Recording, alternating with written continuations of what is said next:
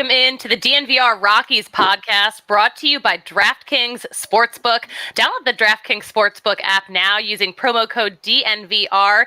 Make your first deposit and get a risk-free bet up to $1,000.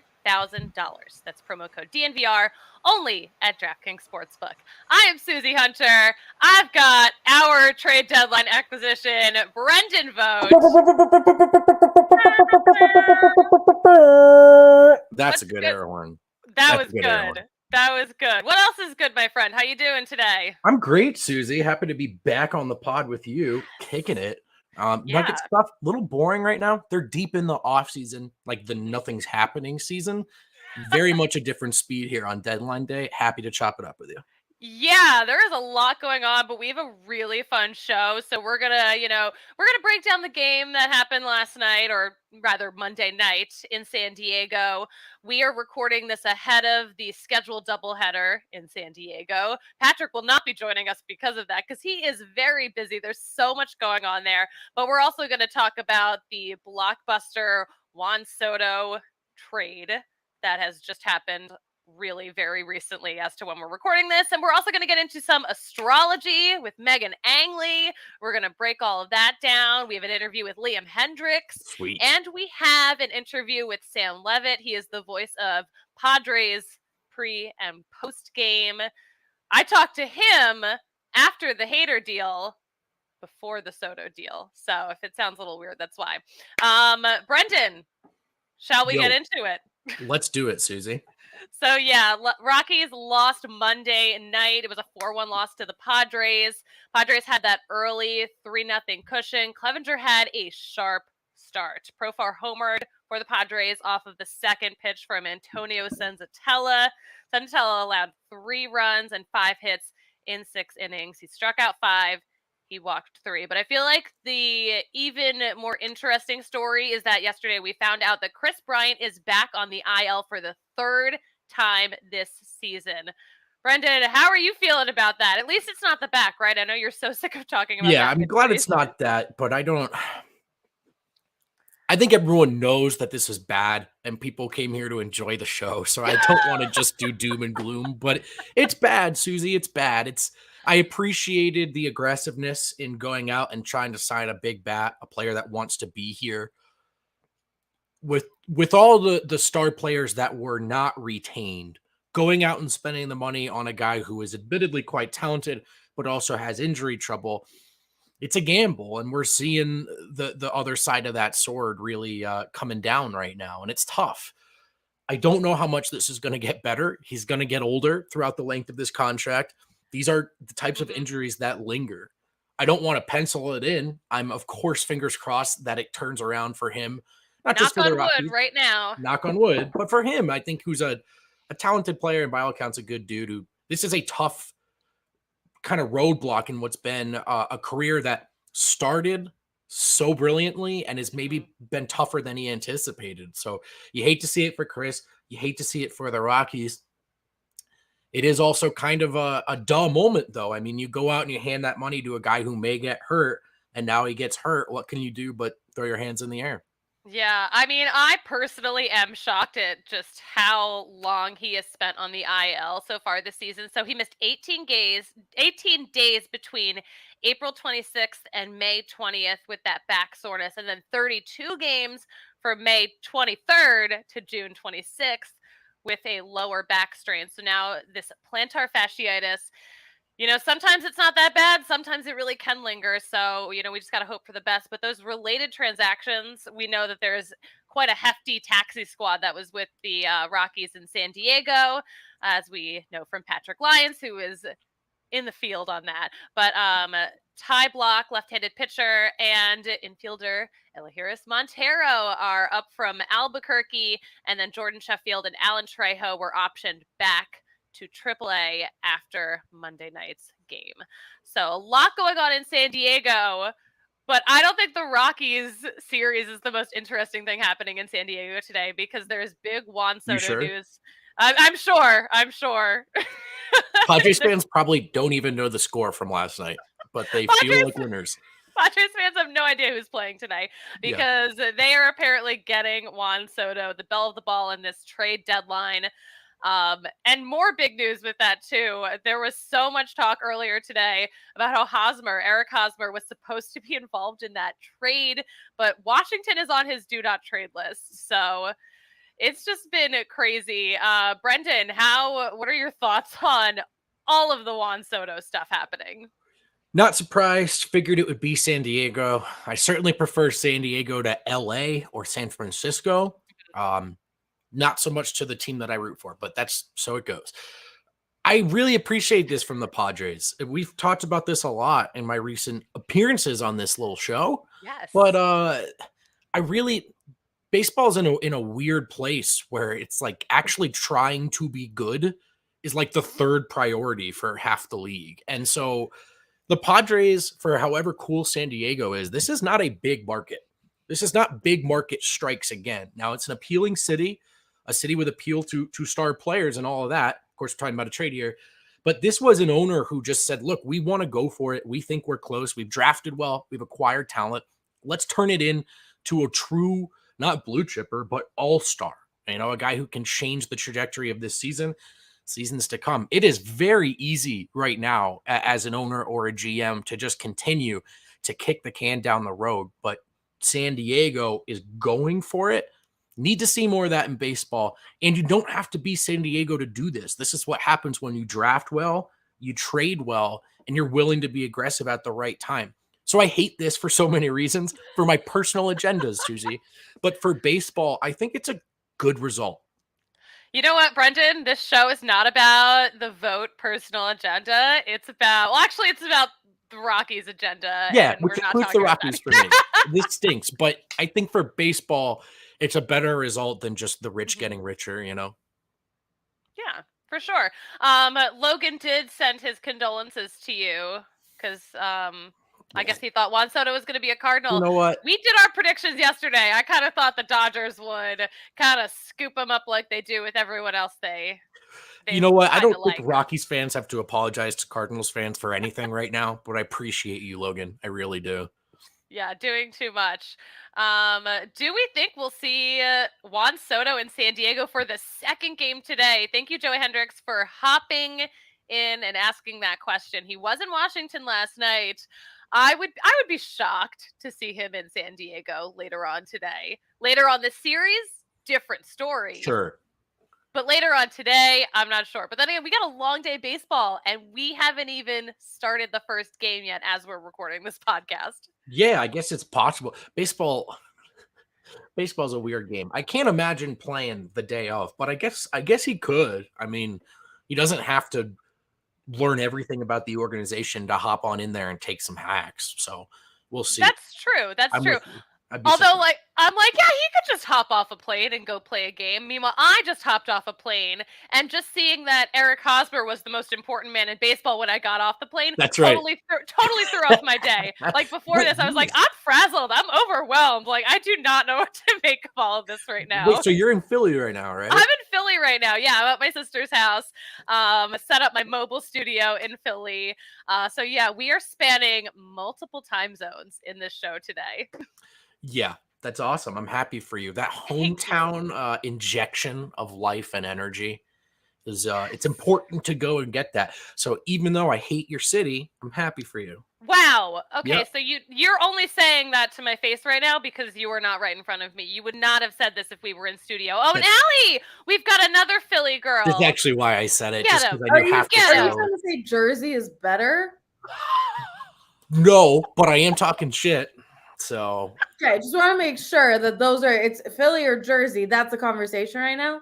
yeah, go throw some batteries at Santa Claus Alley. I'm trying to have a baseball conversation with Susie here. All right. Okay, I will. I'll end the show right now, Brendan. Don't make. I'll turn this show around. We'll bring Megan in, and vote will be out. I deserve it. I'm just kidding. Philly's cool, but I'm happy for you that you're home. That's fun. Yeah, me too. I haven't been home since Christmas. I would have taken a trip like maybe sometime in the spring if I knew I was going to be starting this job, but everything came together at the super last minute, which is very trade deadline of me. Speaking of the deadline, we get back to shop here. Mm-hmm. I'm interested by this return because there are some players that help them win now. There are some enticing prospects but I don't know if you could necessarily say there's a particular star or a number one overall prospect coming back. I've sort of seen differing perspectives on when you just look at the size of the return, it is Yeah. undeniably massive. And if all these players hit, it certainly adds up to a comparable return on talent. But when you're giving up a player like Juan Soto, do any one of these players coming back as a Padres fan, would that make you feel like, or excuse me, as a Nationals fan, okay, this wasn't just a punt job. We've got something to look forward to. I think that's still kind of up in the air. Patrick was Yeah. on the show talking about how difficult it is to really nail the return on investment when shipping a star player out and the return on trade, excuse me. I think Washington did well, but enough of these guys are really going to have to hit at the high level. Juan Soto is just an electric talent. And when you look at where that team was not too long ago and where they're at now, that is a sharp fall from grace there. Yeah, I always forget that they won a World Series in 2019. That really was Not not that long that ago. long ago. Yeah. I mean, a lot has happened since then, and it feels like it was 500 years That's a good ago. point. That's a good But point. yeah, so the Nats are going to get C.J. Abrams, outfielder Robert Hassel III, outfielder James Wood, right-handed pitcher. Is it Jarlin or Harlan? Susanna for Juan Soto and Josh Bell. That was first reported by Jeff Passan. But yeah, Eric Hosmer rejected the trade to Washington, Okay. so he will not be part of that deal. So now I'm curious to see what the Padres end up doing with Eric Hosmer.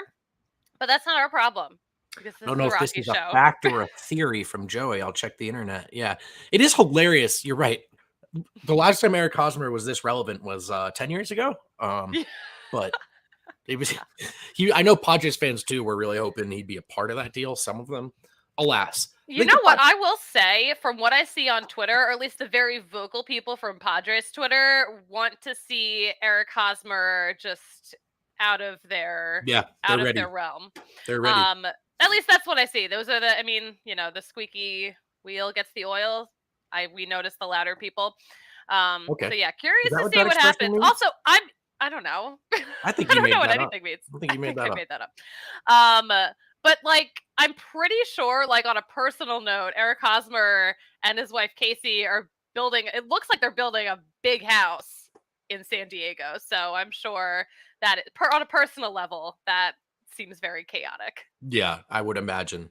On one hand, it's a difficult way to live life. On the other, all of those millions of dollars probably assuage the stress to some extent. Yeah. What do you know? What are you going to do? So yeah, curious to see how the rest of this all unfolds. I'm sure we'll get into it later. Wait, I want to put you on the spot. You want to put me on the spot? Yeah, okay. You're on the spot. Do you think this Padres team can win a World Series? I mean, I don't think it's impossible. I think this division's going to get real interesting really fast. Yeah. I definitely see the Padres right now they're, I think, 12 games back from the Dodgers in that first place spot in the NL West. So I think that gap's going to close real fast. Yeah. I think they're definitely, look, baseball playoffs, it's kind of like hockey. We're going to have Megan on in a bit where if the goalie gets hot at the right time, virtually any team, any seed has a chance. Baseball, we've seen time and time again. You almost don't want to be the very best team in baseball going into the postseason. So hard to follow through on that. But yeah, I think they've certainly got the talent. That lineup's real scary. Health, a big concern for them, particularly Tatis, but it's cool. San Diego as legit contender is, in my baseball lifetime, hasn't happened very much. So yeah. I appreciate it. Anytime we can kind of mix up the typical story of the Dodgers winning the National League West, I think just is better for baseball and makes baseball more interesting. Dodgers are really good, but I think the Padres are really going to show us some good stuff. I do want to add, we just got a message from Patrick Lyons, who is at Petco Park. He has noticed that Blake Snell is friends with the Petco Park security dog. So that's adorable. I can't wait to check in with him tomorrow and hear all about the weird stuff he is witnessing, because it must be an absolute circus out there. I am really. How many times have you been to San Diego, Susie? I've been a handful of times. I've only been to Petco Park once, though. Oh, it's a great time. It's Yeah. much more fun these days. I went back when the Padres were really in the down in the dumps, and my dad and I walked past the stadium while there was a game going on. We hadn't even planned it, and we just walked up. We were like, "Any tickets available?" And they're like, "Please sit third baseline. We'll pay you. Just come in." And that was an incredible experience. I think it's changed a bit since then, Yeah. but there are so many great ballparks in Major League Baseball. Maybe even more great ballparks than great organizations at this point. But I really like watching a game at Petco for sure. It's definitely one of the good ones. Brendan, do you think we should take a moment to hear from our fine sponsors? Yeah, The let's people do who that, keep the Susie. lights on? The guys who those keep my ring light on? One of those spots. Oh wait, what is it? It's Thursday. Wednesday. I don't know what day it is before I come on your show when you guys do the time machine thing. So I We get real do the screwed up. time machine thing. So yeah, we record on Tuesday. How about Breckenridge Brewery, the official beer of DNVR? And we want to talk to you guys about that Avalanche Amber Ale. The Avalanche, they won the Stanley Cup, Susie. Did you see that? I could not have missed it. And what a fun time it was. It was real cool. Everyone was real excited. Everyone was That's real drinking cool. Avalanche Amber Ales. They must have gone to that Breck Brew locator, so they just Google that, and then it asks them where they live. It asks them what beer they want, and it tells them where to go. I would imagine that was happening a lot because basically the whole city was drinking Avalanche Amber Ale. You can do that too. Use the Breck Beer locator, or just come to the DNVR bar when we're open again. We got plenty of delicious Breck goodness on tap. Don't forget to check out the farmhouse. Just support Breck Brew because that's one of the best ways you can support DNVR. Speaking of supporting DNVR, DraftKings does that an awful lot, and so we want to send some love back their way. I did forget to pull this ad read up. That's kind of my style. Let's see, what do we got?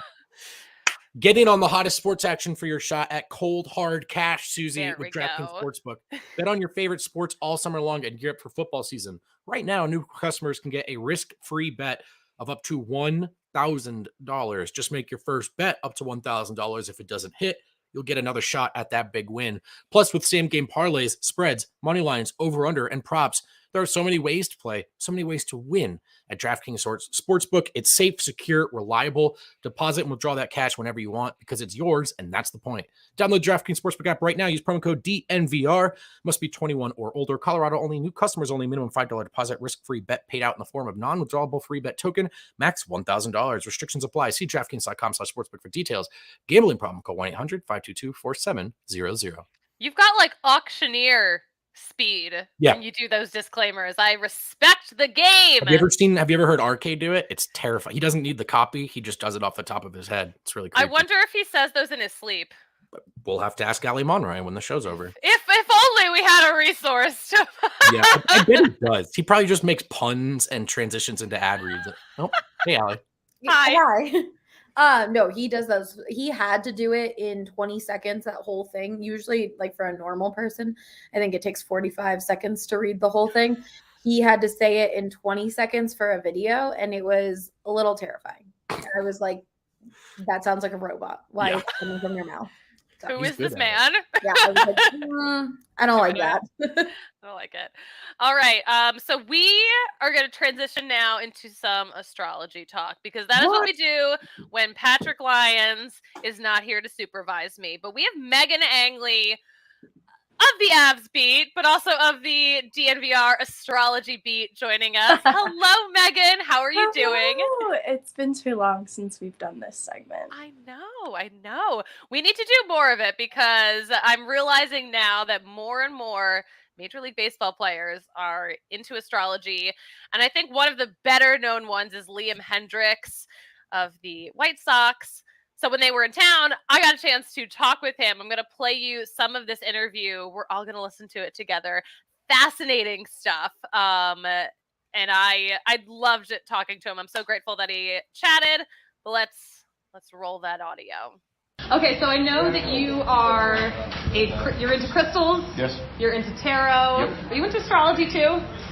Somewhat. That's more my wife's realm. She deals with that a lot more. I tend to listen to it, but it's kind of creepy how sometimes spot on a lot of the things they are. When did you get into all of this? So we have a tarot card reader named Ruby, and she lives in Texas now, but we met her when she was in LA. So I've always been relatively open-minded, but was never into it too much. And then in 2018, when I got DFA'd by the A's, my wife had reached out, and she saw a post on Instagram. We had a call that ended up making several changes. In representation, in mindset, and everything like that, and it's probably been one of the best phone calls I've had, without a doubt, of my career, but also in my life. You set goals, but you come in with no expectations. So anything you have, anything you get, you know that you've earned the right way, and then you can actually celebrate. And that's something that has completely changed the trajectory of my career, because instead of being like, well, I'm pitching well, why don't I have the seventh inning? They keep giving it to this guy who's not pitching as well, or I've only had like a couple of bad outings in a row, why are they taking my spot away from things like that? I don't care, just let me play. What do your teammates say? Are they like, this is nuts, or are they kind of warming up to the idea? Actually, it's funny because we've had several players and coaches reach out to Ruby and now actively working with her and everything, and some people look at it and roll their eyes and white knuckle it themselves, but I mean, at the end of the day, I'm not too man to say that I need help in a lot of situations, and I think once you accept that and the fact of everyone can use some aid, everyone can use help and all this sort of stuff, it makes it a lot easier to kind of go through that process and be okay with asking for help, whether it be through tarot card reading, or whether it be through crystals or anything like that, or whether it be self-help with a therapist. It's getting to that realm where a lot of people, it used to be too prideful, especially for men, and now it's moving in a different direction. But if you can use, and a lot of people are wary of using team resources just because, yes, they say it's confidential, but organizational stuff, you just never know. And so now there's the away from the field resources, off-field resources that you can use, and Ruby's that one for me, where she acts like a therapist and kind of talk through issues and why I'm feeling the way I am, and she puts it very bluntly, because she has no idea about baseball. Absolutely none. She thought it was the mount instead of the mound forever. That's hilarious. Yeah, so she that's the reason I love it, because she doesn't understand the game, but she understands people. And it's more along, it has nothing to do with baseball, it has everything to do with the way you perceive things, and that's something that is and can be easily changed if you are willing to put in the work and willing to be open-minded with everything. Also, shame on our graphics intern for misspelling Liam Hendrick's name. So we will definitely fire him for sure. But yeah, I loved this conversation, not just because he got into like how he got into it and how it's like actually made a difference in major life decisions that he's made, but also just like kind of reminded me, maybe you, how important it is to just like, not be afraid to ask for help. Don't be too prideful. I liked it. I'm so grateful that I got to talk to him for such a good chunk of time. But one thing we do know, so he travels with he's a travel crystal set, and he has sage spray. So those are just like a couple of the things that he keeps in the clubhouse and always has with him. Which is so interesting. Yeah, good talk, guys. I can't believe it. I thought that was cool. I thought he was going to go into just kind of have fun with it, but the practical benefits of that perspective and what it's brought into his life was really interesting, particularly for baseball players who, look, if you played this game even at the lowest level, you know what a mental grading challenge it is. Mm-hmm. These guys who should have the mechanics down pat, have been playing their whole lives, go through incredible slumps. Even when they're succeeding, they're failing more than half the time. So I think the mental side of it is across 100 and all those games, 162 games. I think the mental side of it is almost underappreciated, or when we consider what makes this game so difficult. Yeah, that's a good point too. Yeah. I'm sorry, Megan, please chime in. I love how open he was about his practices too. He seemed excited to share that with you. And I think, no matter how many people are skeptical about the merits of astrology, there are lots of things to be said for the real life implications. There's so many overlaps to things that are going to be recommended to you And therapy like cognitive behavioral therapy is a lot of journaling, and that's something that astrology incorporates depending on how you implement it. And so I think he touches on the real life implications that it can have and how it can benefit you. And I like that he opened that conversation too, a little bit touching on mental health and how it can help you to be a balanced person and be unafraid to broach these topics too. Yeah, and he did mention, he's like, yeah, I journal, I do this, I do that. So he's got like a whole tool set that involves astrology and tarot and all of that to help with There's a mental real health. practical value to that stuff. And that can be the same with religion or any belief system or spiritual sort of kind of connection to something bigger than yourself or beyond yourself. There's practical value in it, whether you necessarily believe it, explicitly or the dogma or whatever. And I think that's something I didn't understand about whether it's tarot or astrology, or it's not just about finding the answers and necessarily believing them as gospel. There's a practical value in this practice, and it sort of helps guide and heal people as many things do. So it's cool. Yeah. Okay, so we did task Megan with analyzing the probable birth chart for Eric Hosmer, the most important man in baseball, today only. I did just see just a couple of seconds ago a notification pop up on my phone that apparently Eric Hosmer may be heading to the Red Sox. So that is the latest news on that. But Megan, what did you notice in his birth chart? What are his big three? His big three: Scorpio sun, Virgo moon, likely Capricorn rising. And it's that Scorpio sun placement, I think, that is doing the heavy lifting and how this conversation has shaped around the deadline. And it doesn't surprise me that he just said, no, I will not be doing that as a Scorpio sun. I feel like this is someone who's not easily intimidated, and they're comfortable in the discomfort too. I think Scorpio placements generally don't like being told what to do. They want to come to that decision on their own. And so it isn't surprising that a different trade is possible with Boston in the picture, just because he probably wouldn't want to stick around, because his other placements like Virgo moon and even Cap rising, these are very practical placements that probably want. He also has a Libra Mars, which I just thought was kind of important in this conversation, because that is how people respond to conflict, right? Mm-hmm. And so wanting to evaluate the decision on what happens next probably will be derived from this well-balanced, well-thought approach in his Libra Mars. Very interesting. I guess I wonder if he has a fondness for Boston, because I know his wife Casey used to work in Boston. So, I mean, maybe that could be a practical move in the sense that it's familiar. Maybe it's a city they like. Because you got to keep the families involved too. They got a kid on the way.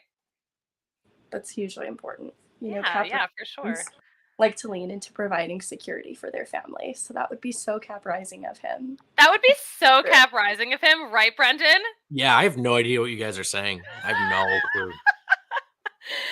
Oh my gosh. Yeah, if anyone has questions about any astrology stuff, we're not astrologists, we're just astrology enthusiasts. Hi, Allie, do you have a question? I think we should go through everyone at DMVR's at a different point birth chart and really like see if the personalities match up, because we work with a lot of personalities, big personalities. So I think it would be very interesting. For sure. Yeah. We need to. One of these days, we're going to launch for real DNVR astrology, and it's going to be absolutely lit AF. I'm into it. I'm going to need a crash course, because it sounds like this is like when I stopped watching baseball for a few years, and I came back and we were talking about like XFIP and shit. And I was like, hey, what are you guys saying? That's how I feel right now. Did any of it make sense to you, Brendan? No, I believe every word coming out of Megan's mouth. I can tell you that, but I don't know what it means.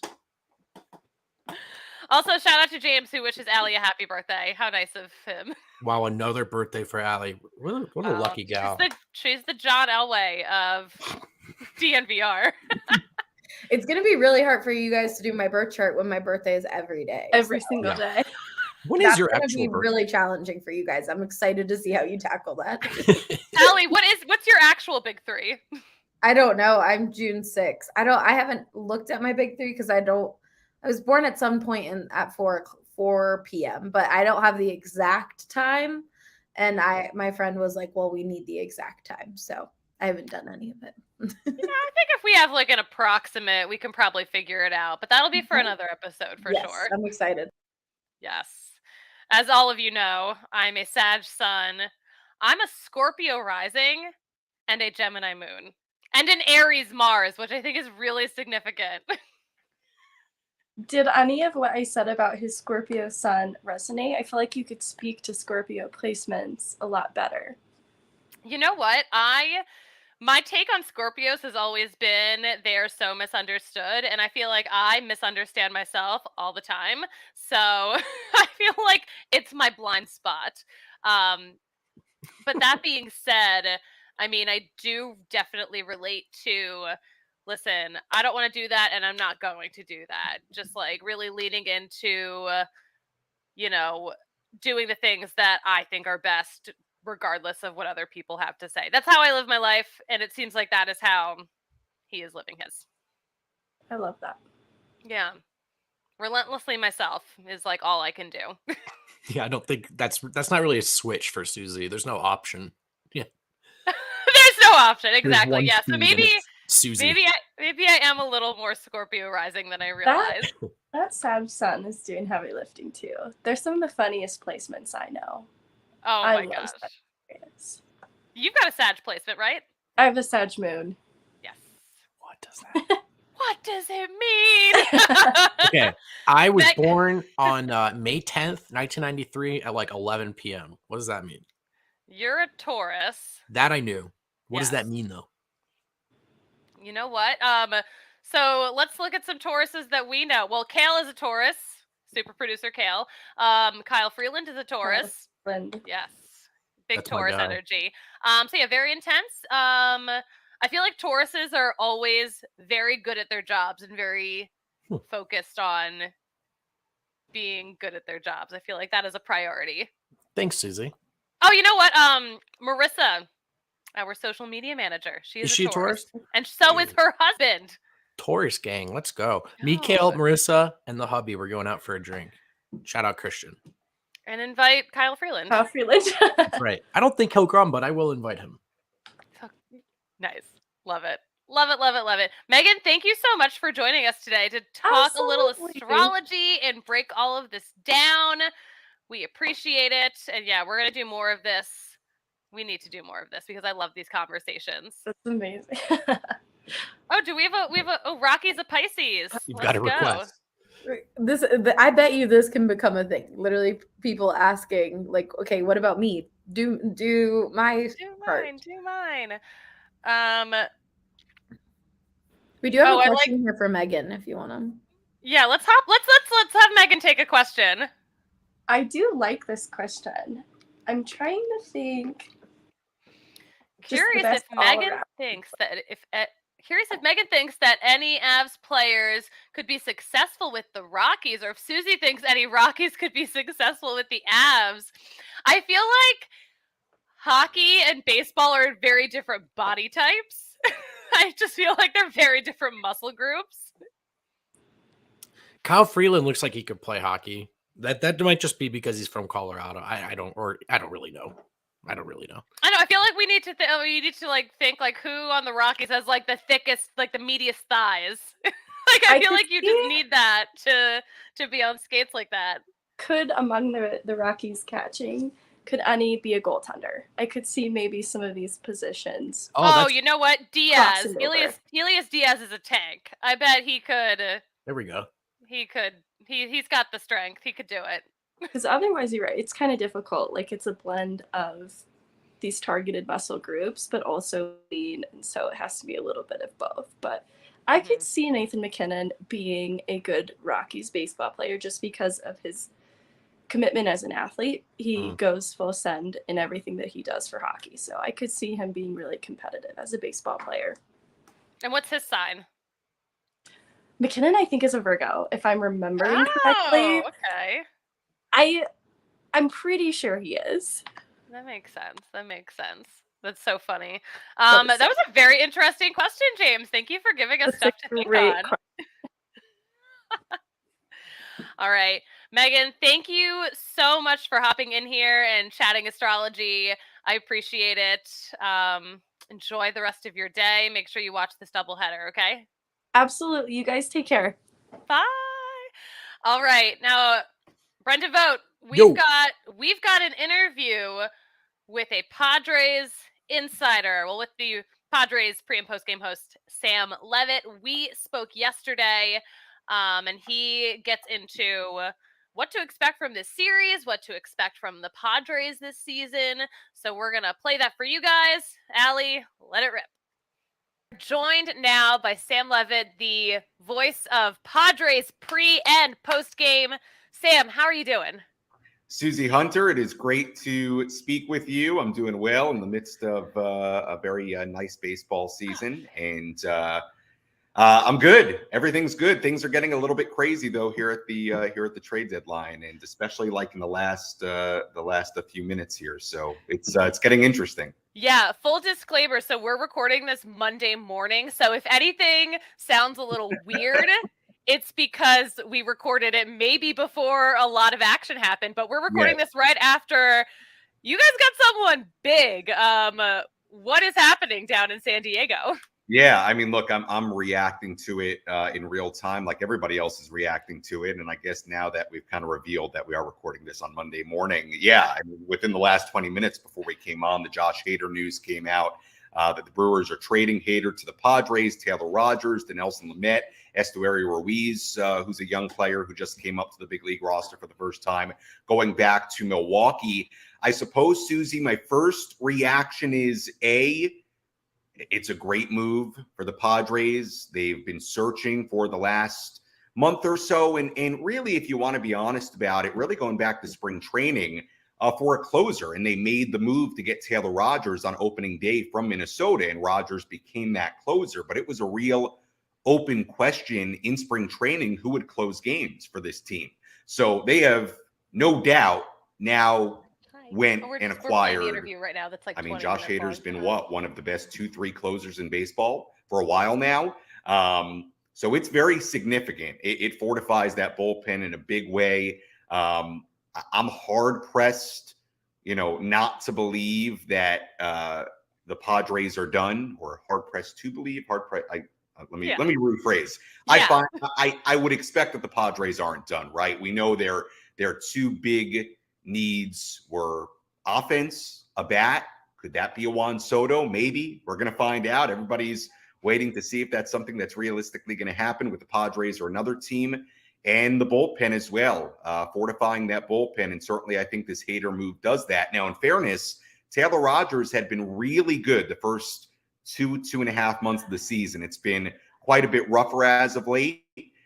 Which certainly has played a role in all this, but I think it's an interesting trade for both sides. And, my first reaction also was, wait, Josh Hader was on the market? The Brewers are trading Josh Hader and he has another year left on his deal.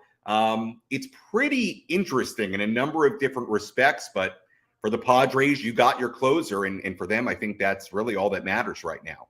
Yeah, who knew he was on the market? I was shocked. Also interesting to see Taylor Rogers involved in a trade too, because we know him as a Colorado native. So yeah, interesting stuff. Now, second place in the National League West, the Padres. They're going to use this Rockies series to try to catch up to the Dodgers. They're 12 games back from that top spot. Do you think the Padres make it there by the end of the season, or do you think it's really more realistically the wild card slot that they'll get? Yeah. Look, I think the division has probably slipped away at this point. Not only would the Padres have to play an unbelievable brand of baseball for 2 months, but you would also be counting on a Dodgers team to basically collapse, which I don't really see happening. So look, the Padres hung with the Dodgers for a while, and they started not playing nearly as well as they played the first couple of months. And the Dodgers played really, really well. And that's how that gap is widened so much. Look, I think this Padres team, It's been a good team all year. The starting pitching has carried it all year. This has been a terrific rotation, really, from the get-go, with Yu Darvish, with Joe Musgrove, with what Sean Manaea has done, with what Nick Martinez has done, with what Mackenzie Gore has done, who's dealing with an injury right now, and he's struggled a little bit more lately in his rookie year, and really what Mike Clevenger and Blake Snell are starting to do here in the second half. And I think that's a big storyline as well for the Padres. Snell and Clevenger being healthy and showing some consistency. And we know those two guys, when they're healthy and when they're pitching well, are excellent starting pitchers. So this starting rotation, really, no matter what they do at the trade deadline in the next 24, 30 hours here, this starting rotation has been the strength of this team, and I think it's going to be the strength of this team moving forward, which is why, I think this is a team that's going to get a wild card spot. I think the pitching is a big reason for it. And, look, this is an interesting time to have this conversation because we could be looking at a completely different roster this time tomorrow. So, we'll see. But I do think this is going to be a wild card team. This team's, in my estimation, going to make the postseason. I think the pitching has a lot to do with that. It hasn't been a perfect team. The offense has been inconsistent a lot this year. Been up and down. They hit a lot of home runs this weekend, but it has not been a big power team. But the pitching, I think, if you're a Padres fan, is what gives you a lot of confidence. And if you can strengthen that bullpen, then I think this team will be dangerous in the postseason. Dangerous. All right, we talked about the strengths. What do you think are some of the weaknesses, some of the things that maybe the Rockies could potentially capitalize on this series where we're seeing 5 games in 4 days? Well, look, I think the story as far as weaknesses for this Padres team this year has just been the inconsistent offense, right? They've lacked power. They've lacked slug at times this year. There have been stretches where they've shown some of that. But it's been a team that's been pretty inconsistent offensively really all year. They've struggled with runners in scoring position at times this year. And that's why you've heard so much about the Padres maybe being in the Juan Soto mix, because not only for the years to come would Soto be a terrific player to have, but this particular team, in their quest to go to the postseason, they need some slug. They need some pop.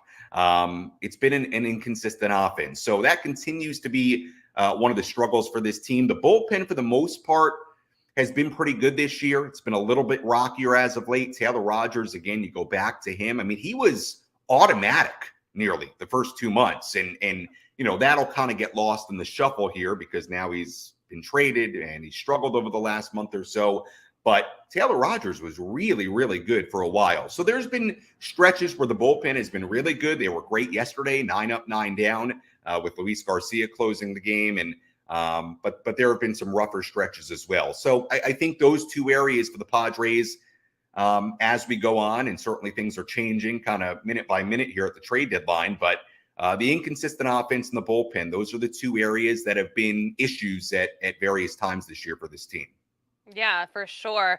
Now, last time Rockies were in town, last time they were in San Diego, not a great series for you guys. Who do you think wins this coming series, which includes a doubleheader? Well, it's a weird series with the doubleheader and a 5-game series. But the good news is somebody's got to win it, so it's better than a 4-game series, I suppose. I think the Padres win this series. I don't know if that's 3 or 5 or 4 or 5. I don't know if a sweep is likely, especially with that doubleheader mixed in on Tuesday.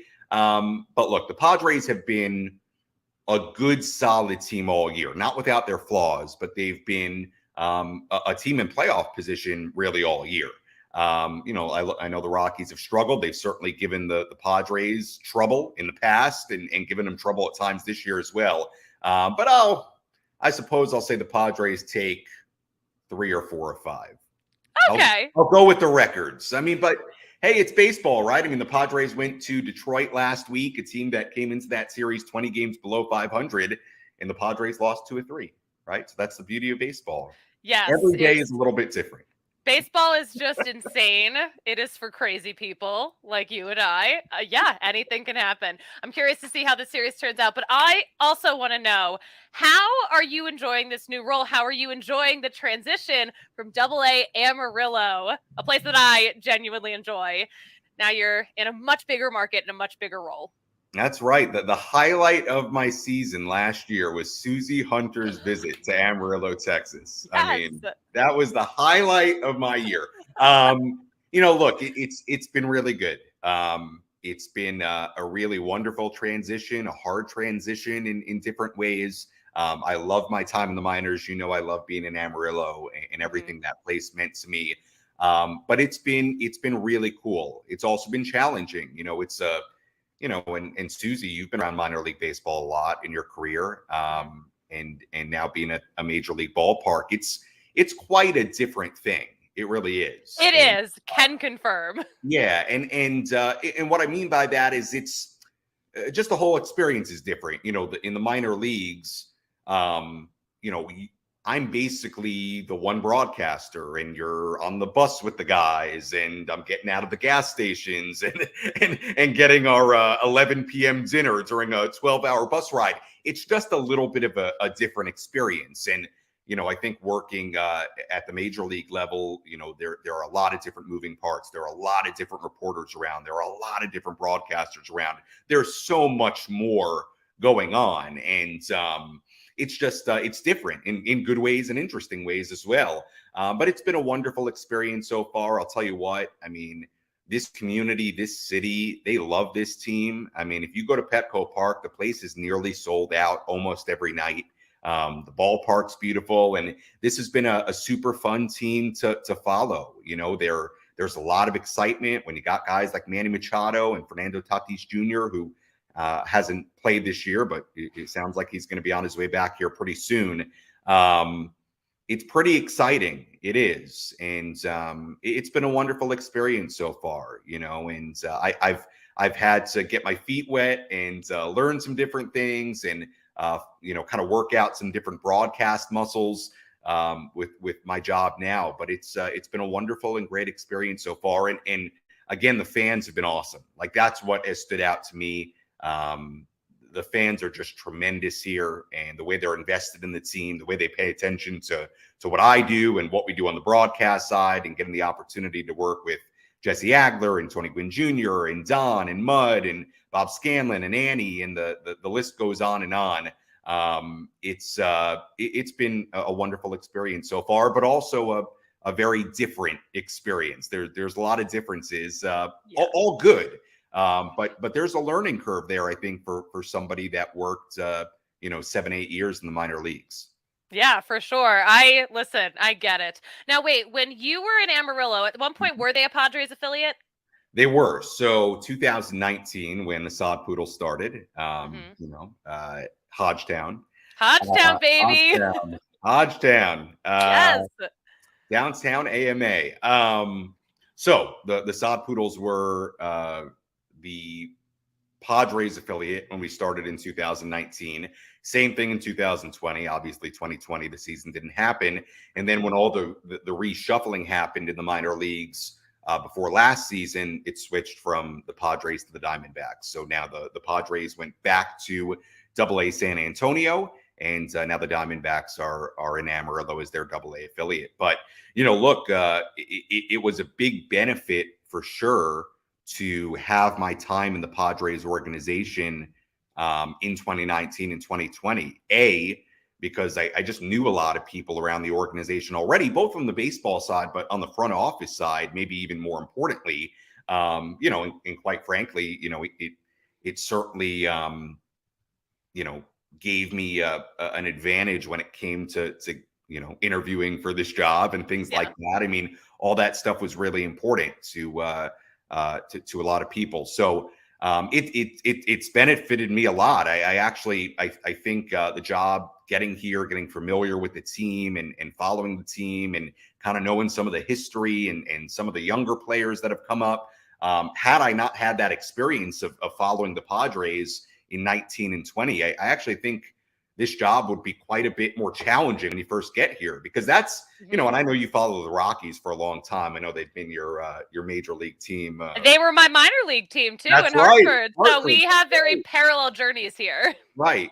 So, but it can be challenging. And that's one, when I talk about challenges, that's certainly one of them, is not just the learning curve about the job, but like the learning curve about the organization and getting caught up.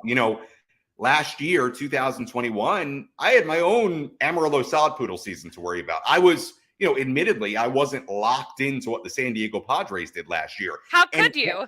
Right. But that stuff is important because in order to have certain context about this season, you have to know what happened last season and how things transpired. And, they really struggled in the second half last season. So when we talk about some things in the second half last year, you got to kind of know what went on. So, it definitely helped to have some experience with the Padres following them than had I been with, the Cincinnati Reds affiliate and just as an example, and never really had an opportunity to sort of follow them and know about their minor league system and things like that. So long answer, but I don't know if I'm a long answer kind of guy.